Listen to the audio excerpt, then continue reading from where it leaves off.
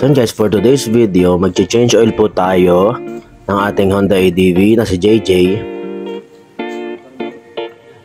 Ayan, may nilagay na po na tayong sakuran dun sa ilalim. Ayan guys.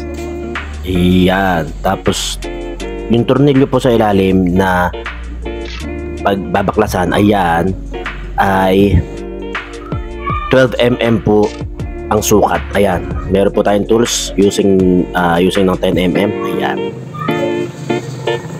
Ayan guys, ayan.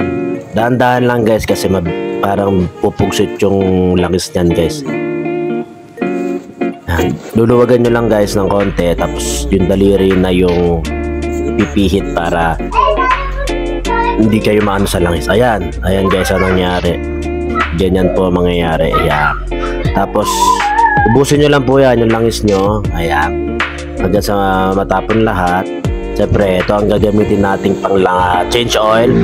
Ang Honda scooter oil. Ayan, the best po yan. Tapos gagamit din po tayo ng impact wrench para dun sa filter nya. Ayan, ayan po. Yung sukat po nakalimutan ko eh. Parang 19mm yata ng impact wrench. So ayan, tapos babalik na po natin yung tornilyo bago natin ibuhos yung langis. Binalik na po natin yung tornilyo niyan sa ilalim. Yan po ang gamit natin, Honda scooter oil.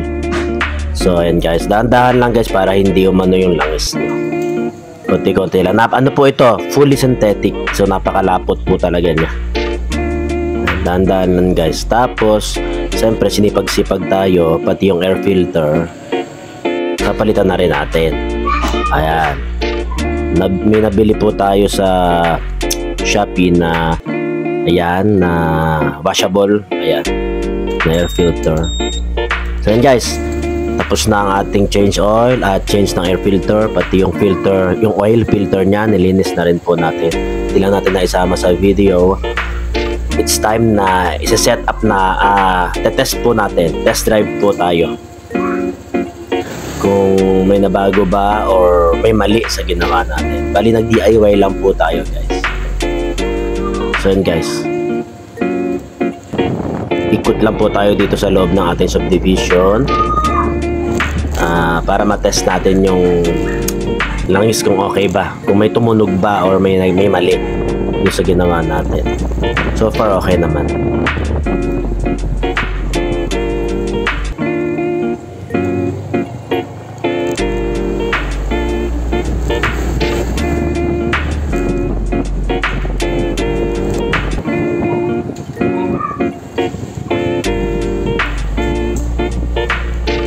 And guys, kung may katanungan kayo sa pag-change oil ng langis nyo, pwede po kayo mag-comment sa video na to at sasagutin ko po sa abot ng aking makakaya. And guys, mukhang okay naman yung tunog ng ating motor. Wala namang mali so far sa tingin ko.